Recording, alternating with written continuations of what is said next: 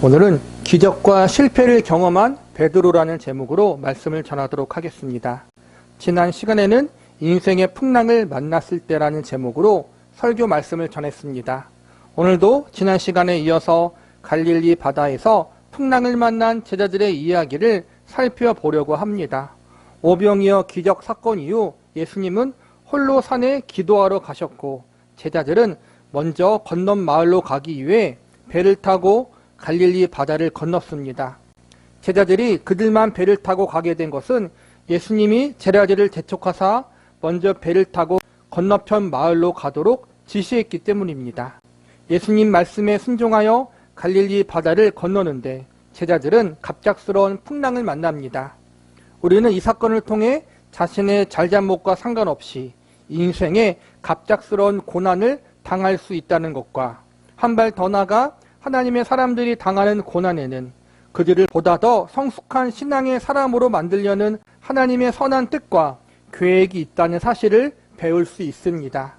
제자들이 겪었던 큰 풍랑의 고난이 바로 이러한 목적으로 하나님이 허용하신 믿음의 고난이라고 할 수 있는 것입니다. 제자들은 이 고난을 통해 예수님이 자신들이 겪고 있는 고난에 대해 알고 계시고 이 고난 중에 자신들을 찾아와 주신다는 사실을 배우게 됩니다. 오늘은 예수님의 제자들 중에 특별히 베드로의 이야기를 주목해서 살펴보려고 합니다. 풍랑 중에 예수님을 만난 제자들은 크게 위로를 얻고 안심을 하게 됩니다. 그런데 이때 갑자기 제자 베드로가 지금 자신이 물 위를 걸어 예수님께로 가고 싶다고 말하게 됩니다. 베드로의 매우 갑작스러운 요구였지만 예수님은 그렇게 하라고 허락하십니다. 그리고 예수님의 허락이 떨어지자 신비하게 베드로가 물 위를 걸어 예수님께 갈 수 있는 기적을 경험할 수 있었습니다. 그런데 그 다음 문제가 발생합니다. 풍랑으로 인해 주변에서 일어나는 큰 바람을 보고 베드로가 겁을 먹게 된 것입니다. 바람을 보고 무서워하게 된 그 순간 물 위를 걷던 베드로는 물 위를 걷지 못하고 갑자기 물에 빠지게 됩니다. 예수님처럼 물 위를 걷는 놀라운 기적을 경험한 베드로였지만 그것도 잠시 자신을 둘러싼 풍랑이란 현실로 인해 두려움에 사로잡히게 되고 이로 인해 물에 빠지는 절망과 실패를 경험하게 됩니다. 우리는 오늘 베드로가 경험했던 서로 다른 두 사건, 물 위를 걷는 놀라운 기적의 사건과 동시에 물에 빠져 허우적거리던 절망과 실패의 사건을 통해서 저와 여러분이 배울 수 있는 교훈은 무엇인지 알아보는 시간을 가져보도록 하겠습니다. 첫 번째로 우리는 기적 자체를 절대시하거나 그것을 너무 추구해서는 안 된다는 사실을 배워야 합니다. 본문 28절과 29절을 보시기 바랍니다. 베드로가 대답하여 이르되 주여 만일 주님이시거든 나를 명하사 물 위로 오라 하소서 하니 오라 하시니 베드로가 배에서 내려 물 위로 걸어서 예수께로 가되 갈릴리 바다를 건너던 제자들이 갑작스럽게 큰 풍랑을 만나 물에 빠져 죽을 수 있는 위기를 만납니다. 다행히 예수님이 위기에 빠진 제자들을 찾아오셔서 제자들은 모두 구원을 받게 됩니다. 그런데 물 위를 걸어오신 예수님을 보고 베드로가 자신도 물 위를 걸어서 예수님께 갈 수 있게 해달라는 특이한 요구를 하게 됩니다. 매우 갑작스럽고 황당한 요구였지만 예수님은 기꺼이 베드로의 요구를 들어주셨고 베드로에게 물 위를 걸어서 예수님께로 오라고 말씀하십니다. 일방적인 상식으로 사람이 배 밖으로 나오는 그 순간 물에 빠지게 될 것입니다. 그런데 29절에 보니까 배를 내려 물 밖으로 나온 베드로는 물에 빠지지 않고 물 위를 걸어서 예수님께로 갔다고 나와 있습니다. 여기까지만 보면 베드로가 매우 놀라운 기적을 성공적으로 경험한 대단한 사람인 것처럼 보입니다. 그러나 그 다음 전개되는 이야기에서 우리는 베드로의 실패를 목격하게 됩니다. 30절에 보니까 물 위를 걸어서 예수님께로 가다가 자신에게 휘몰아치는 거친 바람을 보고 무서워하게 되고 그때부터 물 위를 걷지 못하고 물에 빠지게 되었다고 나와 있습니다. 이에 대해서 예수님은 31절에 베드로에게 믿음이 작은 자여 왜 의심하느냐라고 말씀하시면서 베드로가 물에 빠지게 된 이유를 알려주십니다. 풍랑으로 인한 바람과 파도가 자신을 해할 것만 같았던 두려움에 휩싸였던 것입니다. 만약 베드로가 두려움에 빠지지 않고 예수님을 향한 굳건한 믿음을 계속 유지하고 있었다면 베드로는 물에 빠지지 않고 예수님 곁에 갈 수 있었을 것입니다. 그러나 베드로는 기적을 경험했지만 동시에 실패도 함께 경험했습니다. 그리고 기적만을 경험했을 때보다 실패를 함께 경험했을 때 베드로와 제자들은 더 좋은 영적인 교훈들을 배울 수 있었습니다. 한 목회자는 많은 성도들이 물 위를 걷는 베드로 신드롬에 빠져 있다고 지적한 적이 있습니다. 신드롬이란 어떤 것을 좋아하는 현상이 전염병과 같이 전체를 휩쓸게 되는 현상을 의미합니다. 즉 많은 교회와 성도들이 믿음이 좋은 사람이라면 베드로와 같이 물 위를 걷는 기적과도 같은 사건을 자주 경험할 수 있다라는 잘못된 생각에 빠져 있다는 것입니다. 흔들리지 않은 믿음을 가지고 있다면 늘 기적을 경험할 수 있다. 두려움이 없는 믿음을 가지면 항상 기적을 목격할 수 있다. 이러한 잘못된 신앙을 가진 사람이 교회 안에 너무나도 많이 있다는 것입니다. 심지어는 믿음이 좋으면 기적을 일으킬 수 있다는 무척이나 왜곡된 신비주의 신앙을 가진 사역자들도 많이 있습니다. 그러나 기적이 일상적으로 항상 일어나는 것이라면 그것은 기적이 아닙니다. 예수님이 공생의 기간 동안 많은 기적과 이적을 행하셨지만 그 기적과 이적이 영원히 지속되지는 않았습니다. 예수님은 그분의 능력으로 병든 자와 귀신 들린 자들을 고쳐주시고 심지어는 죽은 자들을 살려주는 기적을 행하셨습니다. 그러나 그들도 결국엔 세월의 흐름 앞에 모두 생을 마감하게 됩니다. 잠깐 육신적인 치유와 마음의 회복을 얻을 수 있었지만 그들도 결국 죽음과 사망에서 자유로울 수 없었습니다.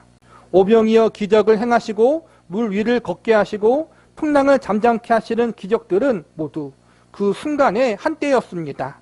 단회적인 사건이고 시간이 지나면 끝나는 기적들이었습니다.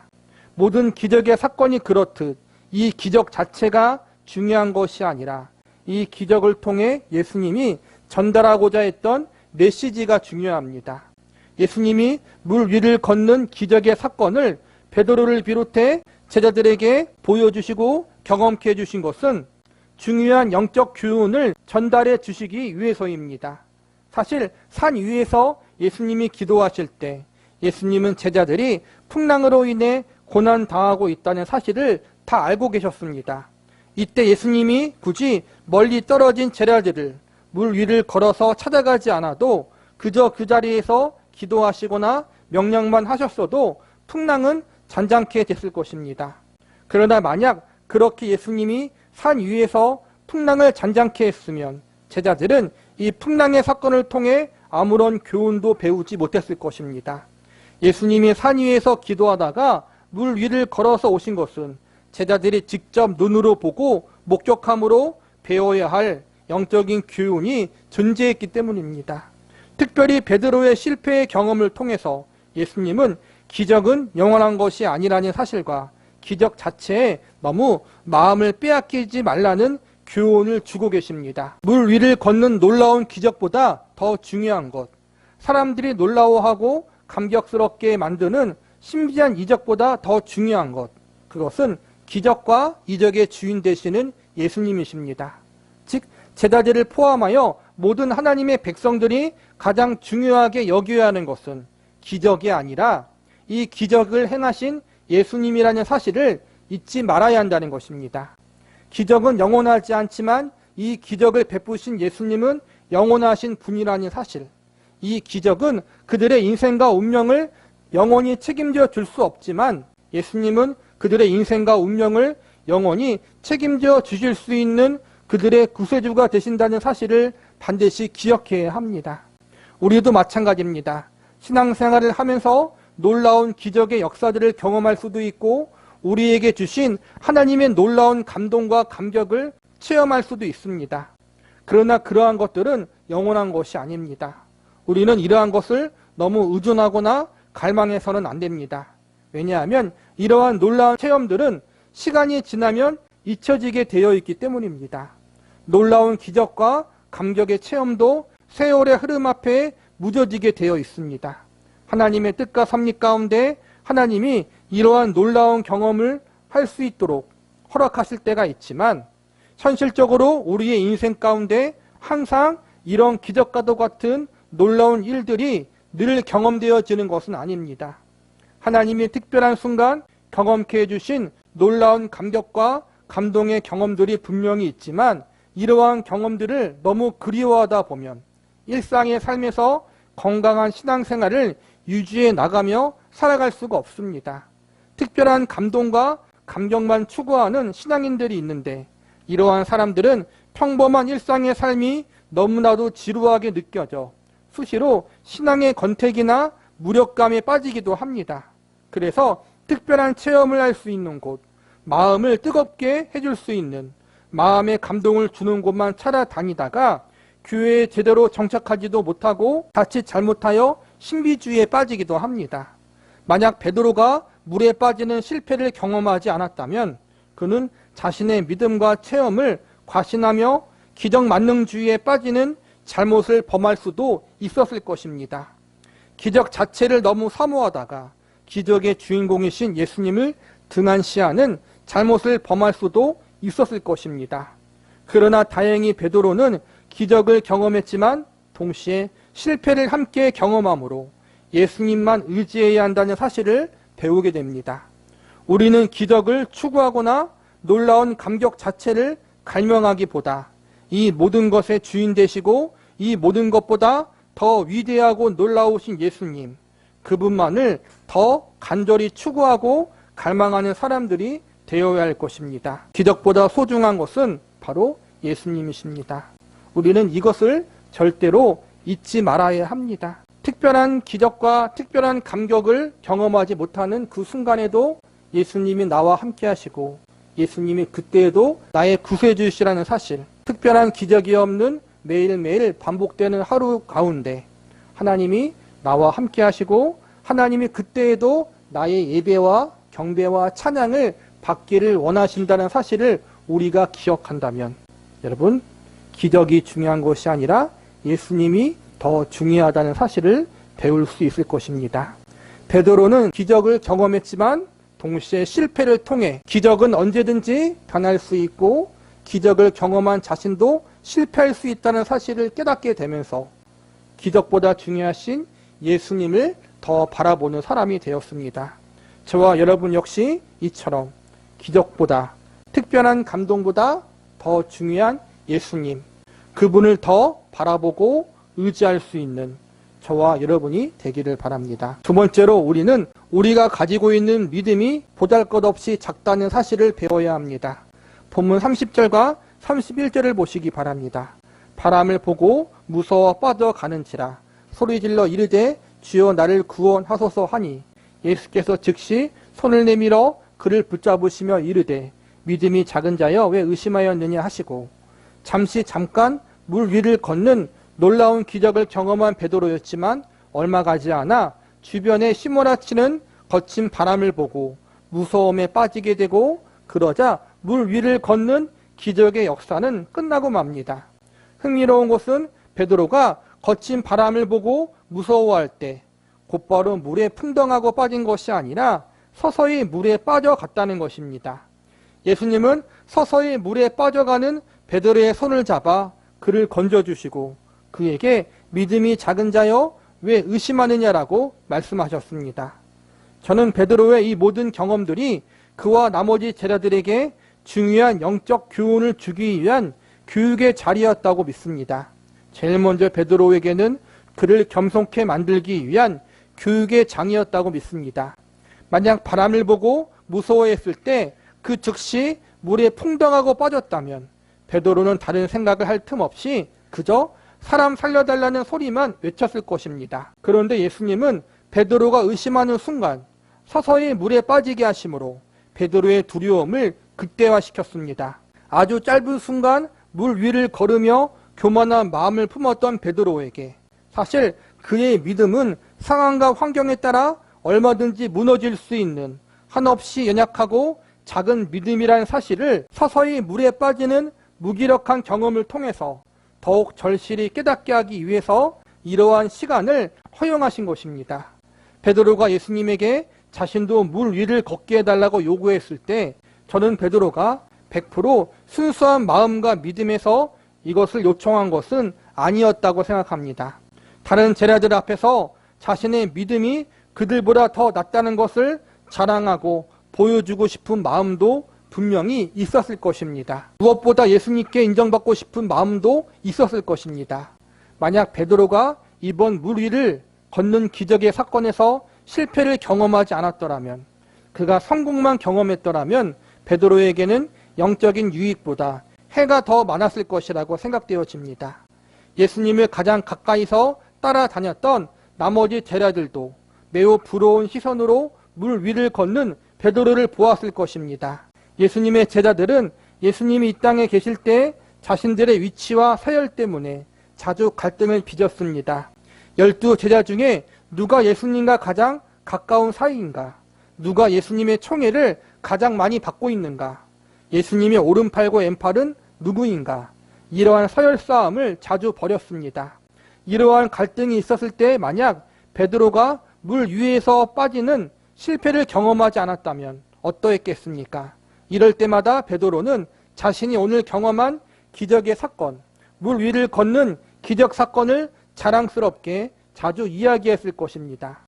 이 중에서 과연 누가 물 위를 걸어보았는가?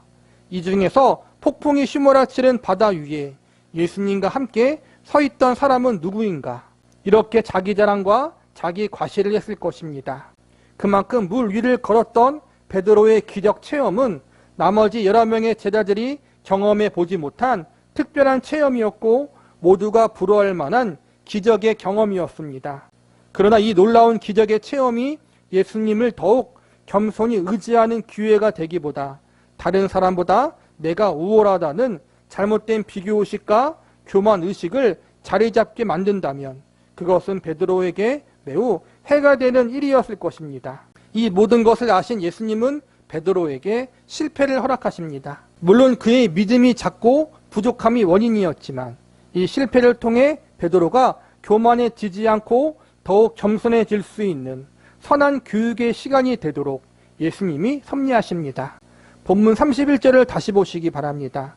예수께서 즉시 손을 내밀어 그를 붙잡으시며 이르시되 믿음이 작은 자여 왜 의심하였느냐 하시고, 여기서 믿음이 작은 자라고 말씀하신 대상은 1차적으로 베드로였지만 좀 더 넓게 보자면 지금 이 장소에 있는 모든 제자들을 향한 예수님의 말씀이라고 할 수 있습니다.